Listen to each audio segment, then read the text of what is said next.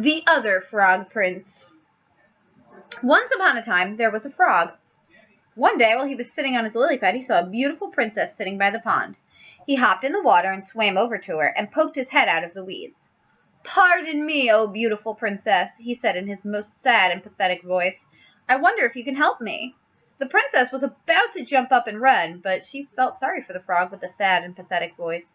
So she asked, "What can I do to help you, little frog?"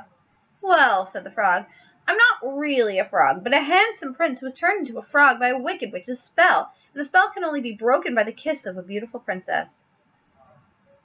The princess thought about this for a second, then lifted the frog from the pond and kissed him.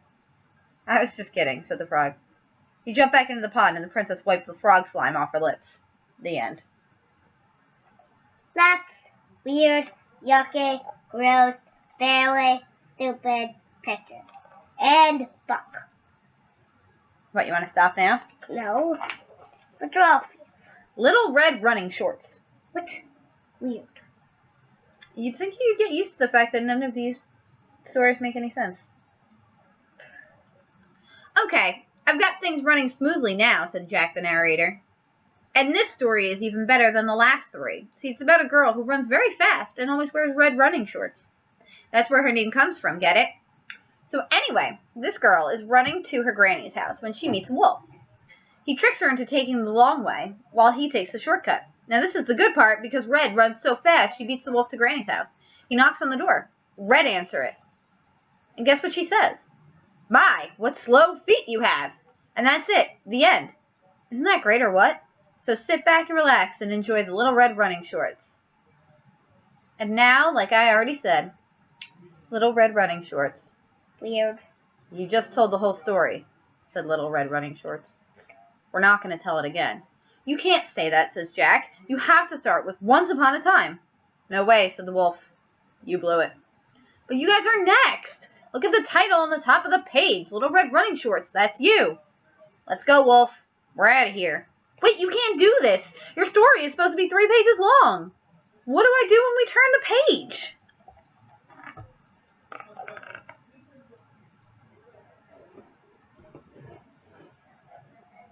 I'm trying to...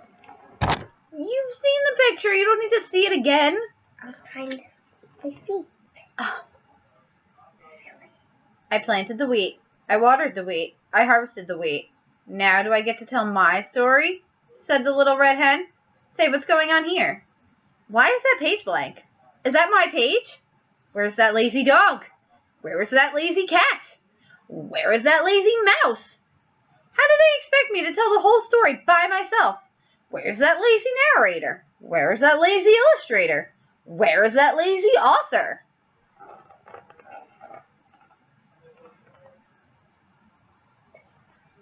There's no such thing as lazy authors. There's tons of things as lazy authors. Jack's bean problem. Forget that hen. Now it's time for the best story in the whole book. My story. Because once upon a time, I traded our last cow for 3 magic beans and... Hey, Giant, what are you doing down here? You're wrecking my whole story. "I don't like that story," said the Giant. "You always trick me." "That's the best part," says Jack. "Fee, fi, fum, fory. I have made my own story." What? "Great rhyme, Giant, and I'm sure your story is just as good, but there's no room for it, so why don't you climb back up the beanstalk? I'll be up in a few minutes to steal your gold and your singing harp. I'll grind your bones to make my bread." What? I knew you'd understand. And there's another little thing that's been bugging me. Can you please stop talking in uppercase letters? It really messes up the page. "I will read my story now," said the Giant. And he did. Better? Yeah.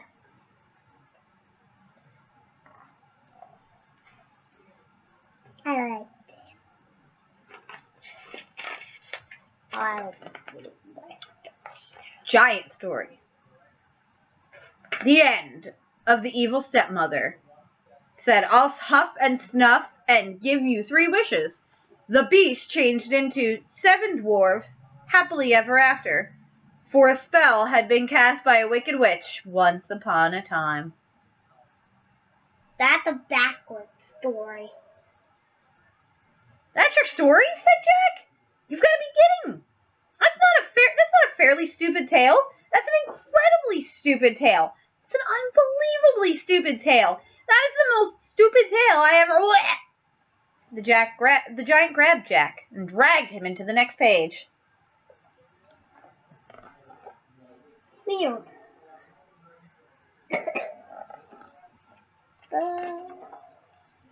Jack's story.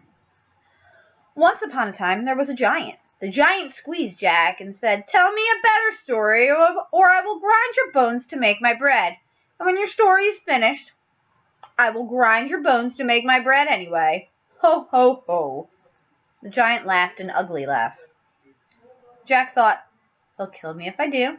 He'll kill me if I don't. There's only one way to get out of this." Jack cleared his throat and began his story. Once upon a time, there was a giant. The giant squeezed Jack and said, "Tell me a better story. I will grind your bones to make my bread. And when your story is finished, I will grind your bones to make my bread anyway. Ho, ho, ho." The giant laughed an ugly laugh. Jack thought, "He'll kill me if I do. He'll kill me if I don't. There's only one way to get out of this." Jack cleared his throat and began his story. Once upon a time, there was a giant. The giant squeezed Jack and said, "Tell me a better story. I will grind your bones to make my bread. And when you're done, I will grind your bones to make my bread anyway. Ho, ho, ho." The giant laughed an ugly laugh. Jack thought, "He'll kill me if I do. He'll kill me if I don't. There's only one way to get out of this." Jack cleared his throat and then began his story. Once upon a time, there was a giant. The giant squeezed Jack and said, "Tell me a better story, or I will grind your bones to make my bread. This is weird. And when your story is finished, I will grind your bones to make my bread anyway. Ho, ho, ho." The giant laughed an ugly laugh. Jack thought, "He'll kill me if I do. He'll kill me if I don't. There's only one way to get out of this." Jack cleared his throat and then began his story. This is going over and over again, people. Is it? Yes. Should I just turn the page then? No. I should keep reading the whole story? Yes. On this page?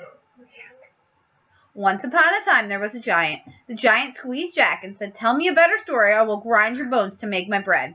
When your story is finished, I will grind your bones to make my bread anyway. Ho, ho, ho." The giant laughed an ugly laugh. Jack thought, "He'll kill me if I do. He'll kill me if I don't. There's only one way to get out of this." Jack cleared his throat and then began his story. Once upon a time, there was a giant. The giant squeezed Jack and said, "Tell me a better story. I will grind your bones to make my bread. And when your story is finished, I will grind your bones to make my bread anyway. Ho, ho, ho." The giant laughed an ugly laugh. Jack thought, "He'll kill me if I do. He'll kill me if I don't. There's only one way to get out of this." Jack cleared his throat and then began his story. Should I turn the page now?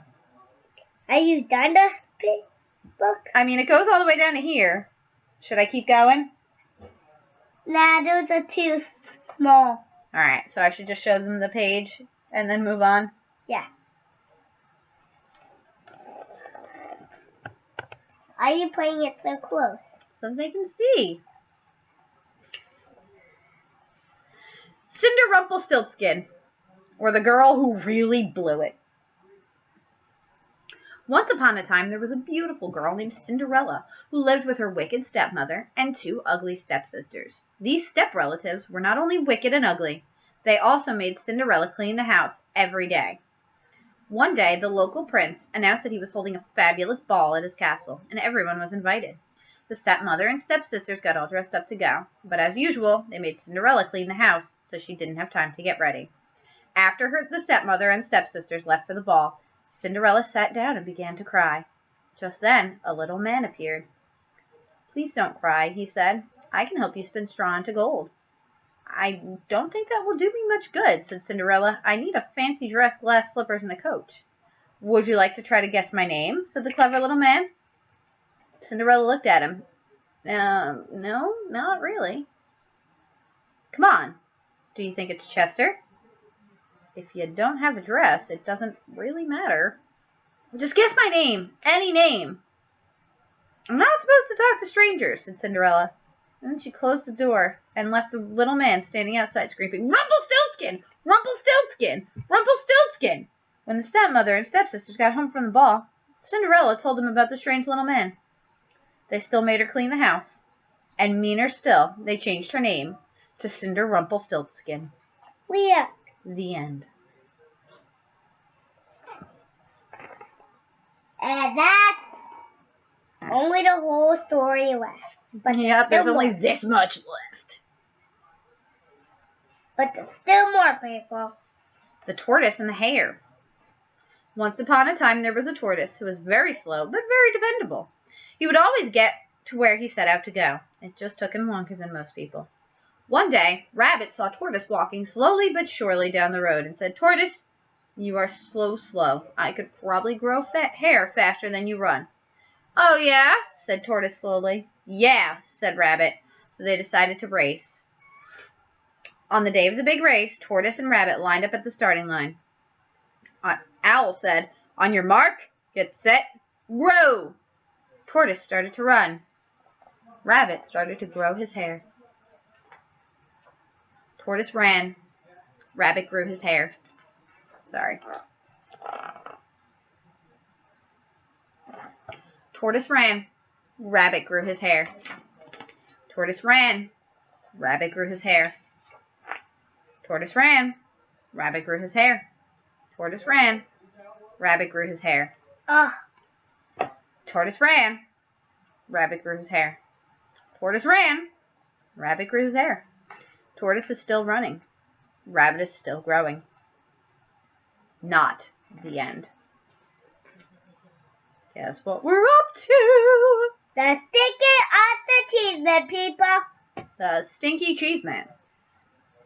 Once upon a time, there was a little old woman and a little old man who lived together in a little old house. They were lonely, so the little old lady decided to make a man out of stinky cheese. She gave him a piece of bacon for a mouth and 2 olives for eyes and put him in the oven to cook.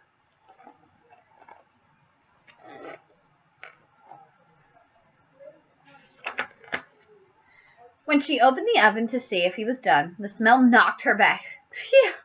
What is that smell?" she cried. The Stinky Cheese Man hopped out of the oven and ran out the door, calling, "Run, run, run, as fast as you can. You can't catch me. I'm the Stinky Cheese Man." The little old lady and the little old man sniffed the air. "I'm not really very hungry," said the little old man.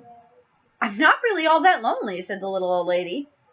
So they didn't chase the Stinky Cheese Man. The Stinky Cheese Man ran and ran and ran until he met a cow eating grass in a field. "Wow, what's that awful smell?" said the cow.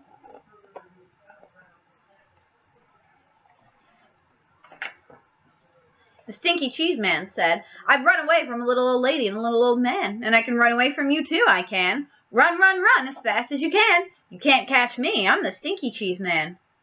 The cow gave another sniff and said, "I bet you can give someone 2 or 3 stomach aches. I think I'll just eat weeds." So the cow didn't chase the Stinky Cheese Man either. The Stinky Cheese Man ran and ran until he met some kids playing outside. "Gross," said a little girl. "What is that nasty smell?" "I've run away from a little old lady and a little old man and a cow. And I can run away from you too. I can. Run, run, run as fast as you can. You can't catch me. I'm the Stinky Cheese Man." A little boy looked up, sniffed the air, and said, "If we catch him, our teacher will probably make us eat him. Let's get out of here." So the kids didn't chase the Stinky Cheese Man either.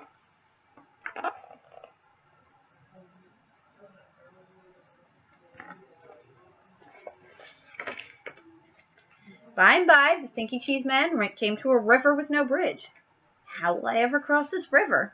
It's too big to jump, and if I try to swim across, I'll probably fall apart," said you-know-who. No. Just then, the sly fox, who shows up in a lot of stories like this, poked his head out of the bushes. "Why, just hop on my back and I'll carry you across, Stinky Cheese Man."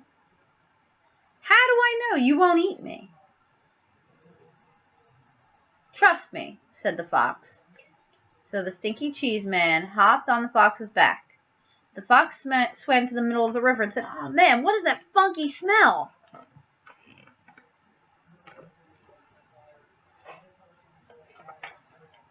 The fox coughed and gagged and sneezed, and the Stinky Cheese Man flew off his back and into the river, where he fell apart. The end.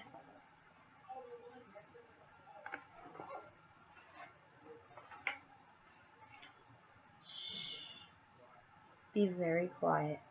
I moved the end paper up here so the giant would think the book is over. Big Lug is finally asleep. Now I can sneak out of here. Just turn the page very quietly, and that will be the...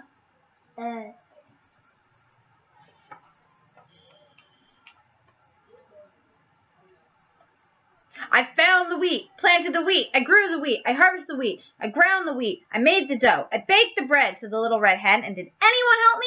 Did anyone save space for my story? So now, said the little red hen, who thinks they're going to help me eat the bread?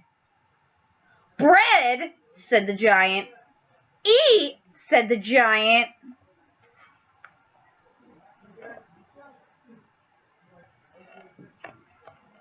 I'm going to have to get better at showing them the pages, aren't I? The end. Ew, he did eat feathers. Who would eat feathers, Rachel? Would you? No, I wouldn't. So that was the Stinky Cheese Man and Other Fairly Stupid Tales. I'm Rachel. And I'm Kayla. And that was the first book we're going to read for you guys. We figure we'll read, what, one book a week to them? Do you want to try to keep it in the silly fairy tale thing? Alright, so we'll read one silly fairy tale book to you guys a week. Sound good? Uh-huh. Now can we share a video? Alright. Bye, guys. Bye.